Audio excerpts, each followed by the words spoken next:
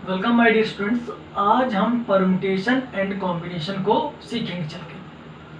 तो परमुटेशन को हम लोग क्रमचय कहते हैं और कॉम्बिनेशन को हम लोग संचय कहते हैं। तो सबसे पहले तो इसकी डेफिनेशन समझते हैं आके कि परमुटेशन होता क्या है। तो परमुटेशन को समझने के लिए हमें इस बात को ध्यान समझना होगा कि जब हम किसी सेट से कुछ या सभी एलिमेंट्स को लेकर एक विन्यास बनाते हैं। विन्यास का मतलब होता है अरेंजमेंट। तो वो जो अरेंजमेंट होते हैं वही क्या कहलाते हैं, अपने पास परमुटेशंस कहलाते हैं, यानी क्रमचय कहलाते हैं। एक बार फिर से रिपीट कर रहा है। जब हम किसी सेट से कुछ या सभी एलिमेंट्स को लेकर एक विन्यास बनाते हैं, यानी कि अरेंजमेंट करते हैं, तो वो अरेंजमेंट ही अपने पास क्या बन जाते हैं, चल के परमुटेशंस। तो इस बात को समझते हैं आके एग्जांपल के थ्रू। जैसे यहाँ पे हमने लिख रखा है चल के, ये अपने पास एक सेट गिवन है, इसमें 1 2 3 लिखा हुआ है। ये 3 एलिमेंट्स है। हमें क्या करना, इन 3 एलिमेंट्स यानी 3 डिजिट का यूज करके एक हमें 3 डिजिट का नंबर बनाना है। देखते हो कितने नंबर अपने पास बन सकते हैं। तो यहाँ पर सबसे पहला नंबर तो 1 2 3 बन जाएगा। दूसरा नंबर 1 को होल्ड करा के हम लोग 3 2 भी लिख सकते हैं। उसके बाद 2 से स्टार्ट करेंगे तो 1 3, कॉमा करेंगे तो 2 3 1। उसके बाद हम यहाँ पे देखते हैं आके, तो अपने पास 3 1 2 और 3 2 1 बन जाता है। तो यहाँ पर हम देख रहे हैं कि अपने पास इस गिवन सेट से हम ये 6 टाइप से 3 प्रकार 3 डिजिट का एक नंबर बना सकते हैं, यानी कि हम 6 टाइप से इन नंबरों को अरेंज कर सकते हैं। यही अपने पास क्या है, परमुटेशन। और ये जो मेरे सॉल्व करने का तरीका है वो है जनरल मेथड। अब यहाँ पर जो हमने जनरल मेथड की बात की, यानी काउंटिंग करने का जो तरीका किया है वो जनरल मेथड का है। अब यहाँ पर हमने एक वर्ड अभी यूज किया, काउंटिंग। तो काउंटिंग का मतलब क्या होता है, काउंटिंग अपने पास 2 टाइप से होती है। अगर हम काउंटिंग को समझें आप, यानी गिनना, गिनने के 2 प्रकार होते हैं अपने पास। एक तो इजी मेथड होता है, दूसरा कॉम्प्लेक्स होता है। तो इजी और कॉम्प्लेक्स में कोई ज़्यादा डिफरेंस नहीं है। इजी का मतलब जो आसानी से जो हम कैलकुलेट कर सकें, और कॉम्प्लेक्स में क्या होता है, जिसको करने में हमें किसी मैथमेटिकल इंस्ट्रूमेंट की यूज करना पड़ जाए, या अपने पास हम इसको जिसको आसानी से न कर सकें, ऐसे समझ सकते हैं। यहाँ पर क्या है, यहाँ पर जो हम गणनाएं करते हैं वो गणना हम किसी नंबर की नहीं करते कि यानी कि 1 में 2 प्लस किया, 3 प्लस किया, मल्टीप्लाई किया। यहाँ पर क्या करते हैं, उस गिवन क्वेश्चन के अरेंजमेंट यानी तरीकों को हम लोग गिनते हैं। उन तरीकों के गिनने के कई तरीके हो सकते हैं, उन तरीकों को समझते हैं आगे।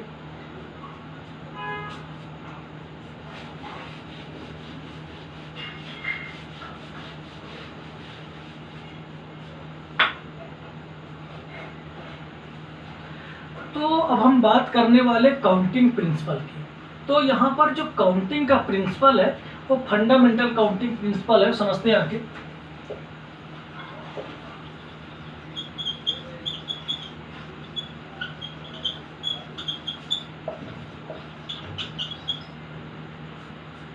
तो यहाँ पर अपने पास पहला जाता है मल्टीप्लिकेशन,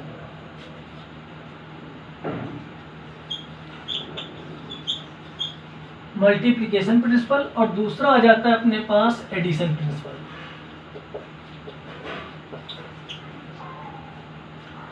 तो मल्टीप्लिकेशन प्रिंसिपल क्या होता है, यानी कि जब किसी क्वेश्चन में अपने पास कई सारे इवेंट्स दिए जाए, मतलब कि मोर देन 2 कह सकते हैं या 2 कह सकते हैं, यानी अपने पास जैसे हमने कहा कि कोई भी इवेंट है वो m टाइप से हो सकता है और कोई दूसरा इवेंट है वो n टाइप से हो सकता है। तो दोनों की जो टोटल नंबर ऑफ अकरेंस होंगे, यानी कितने रास्तों से वो दोनों घटना एक साथ हो सकती है, तो उसे हम लोग बोल देते हैं m क्रॉस n। क्या कह देते हैं, m क्रॉस n। यहाँ पर m क्या है, कोई अपने पास पहला तरीका है किसी इवेंट को होने के लिए, n क्या है, कोई दूसरा तरीका है किसी इवेंट के होने के लिए।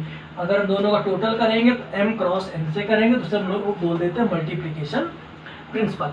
अब मल्टीप्लिकेशन प्रिंसिपल में एक मोस्ट इंपॉर्टेंट थिंग है जो हमें याद रखनी है, वो क्या है, यहाँ पर जो मल्टीप्लिकेशन प्रिंसिपल में जो है वो ऑर्डर मैटर करता है, यानी ऑर्डर को हम लोग ध्यान रखेंगे। अभी समझाएंगे ऑर्डर होता क्या है यहाँ पे। और ऑर्डर के बाद हम क्या ध्यान रखते हैं, रिपीटिशन। यहाँ पे रिपीटिशन अलाउ होता है, यहाँ पे जो रिपीटेड होता है वो अलाउ होता है, रिपीट हम करते हैं। इस बात का ध्यान रखेंगे, मल्टीप्लिकेशन प्रिंसिपल के थ्रू ऑर्डर मैटर करता है और रिपीटिशन भी वहाँ पे मैटर करता है। और वहाँ पर हमने यहाँ पे 2 के एग्जांपल लिए थे, हमने 2 को इवेंट सेलेक्ट किए थे। पहला इवेंट है जो m टाइप से हो रहा, दूसरा इवेंट जो है n टाइप से हो रहा। दोनों का जो टोटल नंबर ऑफ अकरेंस है वो m क्रॉस n से निकलेगा। अगर यहाँ पर कोई 3 इवेंट होते हैं तो पहला कोई m से होता, फिर n से होता, p से हो सकता है, q से, जो भी हम कंसीडर करना चाहें वैसा हम यहाँ पर लेट कर सकते हैं। अब हम बात करने वाले हैं आगे एडिशन। एडिशन प्रिंसिपल की, इस प्रिंसिपल में है क्या समझते हैं आगे यहाँ पे। तो जैसा कि मल्टीप्लिकेशन में भी हमने देखा था, सेम इसी टाइप से यहाँ पर भी एडिशन, जैसे नाम से पता चलता है यहाँ पर प्लस करते हैं। तो हमारे पास जो नंबर ऑफ जो इवेंट्स होंगे, जो भी इवेंट्स होंगे, वो इवेंट्स कैसे होने चाहिए, म्यूचुअली एक्सक्लूसिव। तो म्यूचुअली एक्सक्लूसिव भी हम क्लास में डिस्कस कर चुके हैं। तो वहाँ पर आपसे बताया गया कि म्यूचुअली एक्सक्लूसिव वो इवेंट्स होते हैं जिनमें कुछ भी कॉमन ना हो, यानी कि दोनों 2 इवेंट हो तो दोनों अलग अलग, 3 इवेंट्स होंगे तो तीनों अलग अलग, यानी उनमें जो कोई भी सिमिलरिटी यानी कोई भी कॉमन चीज़ें वहाँ पे नहीं होनी चाहिए। जैसे यहाँ पे हम कर रहे हैं कि जैसे अपने पास हेड आने की पॉसिबिलिटी हम कहते हैं वो 2 है अपने पास, कंसीडर किया। और टेल आने की पॉसिबिलिटी अगर हमने कहा कि 3 है। हेड अलग चीज़ है, टेल अलग चीज़ है। हाँ, तो सिक्के को टॉस करते हैं तो अगर हेड 2 प्रकार से आ रहा, टेल 3 टाइप प्रकार से आ रहा, तो दोनों का जो टोटल होगा यानी एडिशन प्रॉपर्टी के थ्रू, एडिशन के थ्रू 2 + 3 हो जाएगा, यानी 5 टाइम्स से दोनों घटनाएं हो सकती, इन दोनों में कुछ भी कॉमन नहीं है। अब जैसे यहाँ पे हमने कहा कि किसी भी इवेंट्स में हेड 2 टाइप से आ रहा और अन्य किसी घटना में हमने कहा कि डाइस को फेंका गया है, इसमें 5 जो 3 टाइप से आ रहा, तो 2 + 3 करके वहाँ पर 5 आंसर लाया जा सकता था। तो इस तरीके से जो भी क्वेश्चन होंगे वो एडिशन के थ्रू होंगे। तो एडिशन के जो क्वेश्चन अपने पास है वो कम है, जो मोस्टली जो क्वेश्चन पूछे गए हैं वो मल्टीप्लिकेशन प्रिंसिपल पर ही पूछे गए हैं। तो मल्टीप्लिकेशन प्रिंसिपल के ऊपर फिर से ध्यान समझ लेते हैं, यहाँ पे ऑर्डर मैटर करता है और रिपीटिशन यहाँ पर अलाउ होता है। इस वजह से यहाँ पर हम क्या करते हैं, सबसे पहले मल्टीप्लिकेशन प्रिंसिपल फॉलो करते हैं। अब आपके दिमाग में आ रहा होगा कि यहाँ पर हेडिंग तो हमने परम्यूटेशन की डाल रखी है, कॉम्बिनेशन की डाल रखी, बात ये कर रहे चल के मल्टीप्लिकेशन प्रिंसिपल की। तो ये मल्टीप्लिकेशन प्रिंसिपल से कनेक्टेड है परम्यूटेशन। बहुत छोटा सा डिफरेंस है, मल्टीप्लिकेशन प्रिंसिपल में ऑर्डर मैटर कर रहा है, रिपीटिशन हो रहा। परम्यूटेशन में हम क्या बताएंगे कि ऑर्डर मैटर करता लेकिन रिपीटिशन वहाँ पे नहीं करेंगे। तो पहले हम इसको सीखेंगे और उसके तुरंत बाद हम परम्यूटेशन पर चले आएंगे। तो नेक्स्ट क्वेश्चन समझते हैं आके मल्टीप्लिकेशन प्रिंसिपल पर।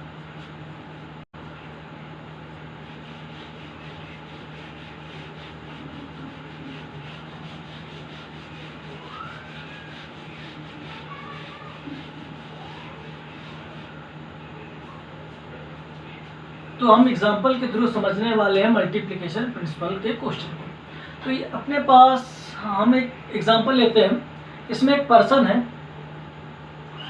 जिसको ड्रेसअप होना है, जिसको तैयार होना है। तैयार होने के लिए उसके पास देखिए कौन कौन सी चीज़ें हैं। उसके पास जो है जो पैंट्स हैं वो 3 पैंट है, शर्ट्स हैं जो है उसके पास वो 2 शर्ट्स हैं, और टाई जो है उसके पास वो भी 2 है। तो हमसे पूछा गया है कि एक पर्सन है जिसके पास 3 पैंट है, 2 शर्ट्स हैं, 2 टाई है, तो कितने टाइप से, कितने प्रकार से वो तैयार हो सकता है। तो अगर हम डायरेक्टली मल्टीप्लिकेशन प्रिंसिपल का यूज करें तो एक पर्सन, इसके पास पहला 3 रास्ते हैं, दोबारा में 2 रास्ते हैं, दोबारा में उसके बाद 2 रास्ते हैं। तो उठा के सबको मल्टीप्लाई कर देंगे, आंसर बना लेंगे। 3 × 2 = 6, 6 × 2 = 12, और ये अपने पास आंसर आ चुका है। तो ये तो हुआ डायरेक्टली हमने प्रिंसिपल का यूज किया। अब लेकिन इसको थोड़ा सा हम अगर डायग्राम के थ्रू देखें, ये समझना अपने लिए इसलिए ज़रूरी हो जाता है क्योंकि अगर हम सिर्फ फार्मूले पर काम करेंगे, उसके कॉन्सेप्ट में नहीं जाएंगे, तो कभी न कभी हमें कुछ समझाने में या समझने में दिक्कत आ सकती है। तो इसको देख लेते हैं, इसके कॉन्सेप्ट को है क्या, बहुत आसान सा है। एक अपने पास पर्सन है, ऐसे हमने इसका पर्सन इसको लिख रखा, इसके पास 3 पैंट्स हैं। तो हमने क्या किया, 3 लाइनें कर दी।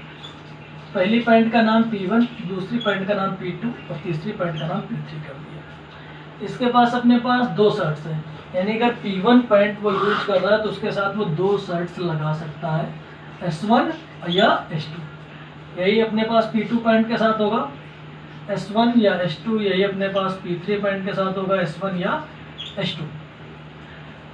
अब हर पैंट के साथ दो शर्ट लग सकती है, और ये पैंट और शर्ट के साथ में दो दो टाइयाँ भी लग सकती है। इनको भी देख लेते हैं कि S1 के साथ में T1 या T2 दो टाई लग सकती है, क्योंकि दो अपने पास ऑप्शन है।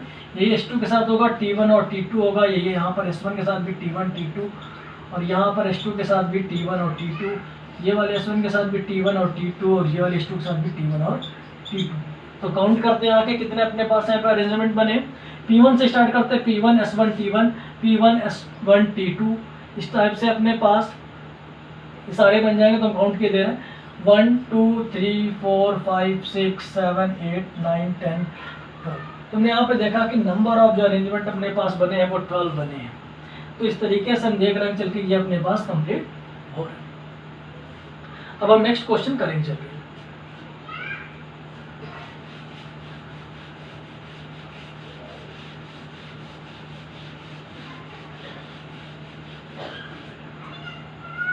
अब यहाँ पर अपने पास कुछ डिजिट्स गिवन है, जैसे कि यहाँ पे हमने लिख रखी है चल के 1 2 3 4 5 और 6। इन 6 डिजिट से हमें क्या करना है, 3 डिजिट का नंबर बनाना है। कितने डिजिट का नंबर बनाना है चल के हमको 3 डिजिट का नंबर बनाना है। और रिपीटिशन वहाँ पे अलाउ है, रिपीटिशन वहाँ पे क्या है अपने पास अलाउ है। तो हमने पता है यहाँ पे ऑर्डर की बात आती है शुरुआत में, समय ऑर्डर यहाँ पर 3 डिजिट का ऑर्डर है। जब 3 डिजिट है यानी यहाँ पे 1s 10s 100 प्लेस होगी, तो यानी ये ऑर्डर भी आ गया। रिपीटिशन अलाउ है तो रिपीटिशन अलाउ किए दे रहे हैं यहाँ पे। तो इस क्वेश्चन को करने का बहुत आसान सा तरीका है, इसको हम बॉक्स मेथड से करेंगे चल के। यहाँ पे हमने एक बॉक्स बनाया, इसके 3 पार्ट्स किए, यानी जो फर्स्ट बॉक्स है ये 1s की प्लेस को डिनोट करता है, सेकेंड में ये 10s की प्लेस को, और ये 100 की प्लेस को। यहाँ पे रिपीटेशन अलाउ है, कोई भी स्पेसिफिक कंडीशन हमें नहीं दी गई है, बस इतना बोला गया है कि हमें 3 डिजिट का नंबर यहाँ से बनाना है।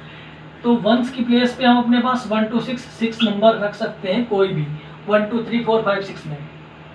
10s वाली प्लेस में भी हम यही नंबर रख सकते हैं, और 100 की प्लेस में भी हम यही नंबर रख सकते हैं। अब मल्टीप्लिकेशन प्रिंसिपल है तो नॉर्मल सी बात है, मल्टीप्लाई होना है, 6 6 36 एंड 2 1 6। ये अपने पास मल्टीपल करके आंसर आ जाता है।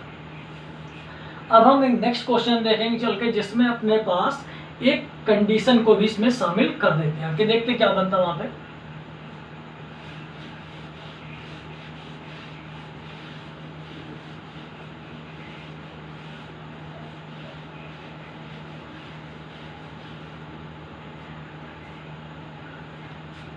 अब सेम क्वेश्चन हमने ले रखा है कि डिजिट्स अपने पास सेम है 1 2 3 4 5 6।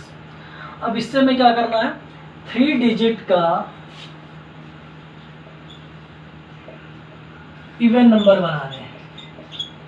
हम चाहते हैं अपने पास कंडीशन 3 डिजिट का क्या है, इवन नंबर है, और यहाँ पर मल्टीप्लिकेशन प्रिंसिपल पढ़ रहा है तो रिपीटिशन को अलाउ करेंगे, इस बात का ध्यान रखेंगे। रिपीटिशन जो है अपने पास वो क्या है, यहाँ पे अलाउ है। तो 3 डिजिट का नंबर है तो अपने पास हम एक बॉक्स बनाएंगे, इसके हम 3 पार्ट्स कर सकते हैं। यहाँ पे 1s लिख देते हैं, यहाँ पे 10s और यहाँ पे 100। तो हमें मालूम है कि कोई भी डिजिट इवन तब होगी जब उसकी प्लेस में 0 या फिर 2 या फिर 4 या फिर 6 या फिर 8 हो, तभी वो क्या बनेगा, अपने पास इवन बनेगी। तो यहाँ पे देखते हैं आगे, अपने पास इवन होने के लिए 2 है और 4 है, और सॉरी यहाँ पे 6 भी है। यानी कि अपने पास 3 ऐसे रास्ते हैं जिनको यहाँ पर 1s की प्लेस पे रख दिया जाए तो वो डिजिट जो बनेगी वो इवन नंबर ही बनेगी। तो हमारे पास 3 रास्ते हैं, तो हमने देखा 2 4 6। तो यहाँ पे अपने पास 3 रास्ते हैं, तो हमने क्या किया, 1s की प्लेस पे 3 लिख दिया। इस बात को फिर से समझ लेंगे, 2 4 6 यहाँ पे 3 रास्ते हैं इस 3 डिजिट के नंबर को इवन नंबर बनाने के, इसलिए हमने यहाँ पे 3 लिख रखा। इन 3 में हम कभी भी 2 रख सकते हैं, कभी भी 4 रख सकते हैं, कभी भी 6 रख सकते हैं। नेक्स्ट 10s की प्लेस पे रिपीटिशन अलाउ है तो यहाँ पे जो 6 डिजिट्स हैं 1 2 3 4 5 6, तो यहाँ पर भी कोई भी नंबर फिर से आ सकता है और 100 की प्लेस पे फिर से अपने पास 6 डिजिट ही होंगी। तो मल्टीप्लाई कर लेते हैं चल के, तो अपने पास कितना आ जाता है 6 6 36 और 36 3 अपने पास हो जाता है चल के 108। तो ये अपने पास आंसर आ जाता है। चलिए अब हम नेक्स्ट क्वेश्चन करेंगे।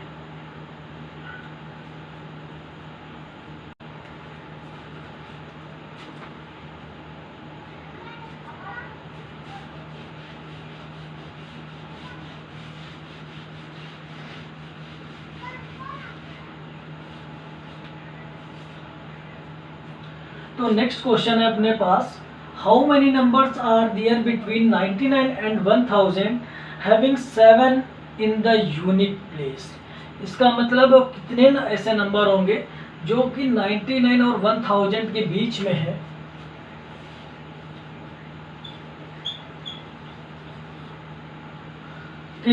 में है, और जिनकी यूनिट डिजिट पर कितना हो 7 हो, यानी कि वंस की प्लेस पर क्या हो 7 हो, यानी कि 99 से लेके 1000 के बीच में नंबर, बिटवीन 99 टू 1000।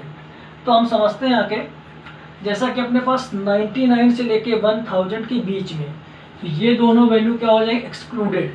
99 के तुरंत बाद क्या आ जाता है अपने पास 100, और 1000 के तुरंत पहले क्या आ जाता है 999 यानी 999। तो हमें पता चल जाता है कि इन दोनों के बीच में जो है 3 डिजिट की वैल्यू होगी, 3 डिजिट की वैल्यू होगी। तो यानी ऑर्डर यहाँ पर हमें मिल चुका है। और जैसा कि हम सभी जानते हैं यहाँ पे जो होता है अपने पास रिपीटिशन को अलाउ करते हैं, क्योंकि हम पढ़ रहे हैं मल्टीप्लिकेशन प्रिंसिपल। अब आपके दिमाग में होगा कि जब वहाँ पे क्वेश्चन आएगा तो कैसे हम जानेंगे, तो उसके लिए हम क्या करते हैं प्रैक्टिस, क्वेश्चन को रीड करते हैं, फील करते हैं, देन हम सॉल्व करते हैं। तो क्वेश्चन हमसे कहता है कि हमें कैसे इसको सॉल्व करना है, और जब इसके बाद हम परमुटेशन भी पढ़ेंगे,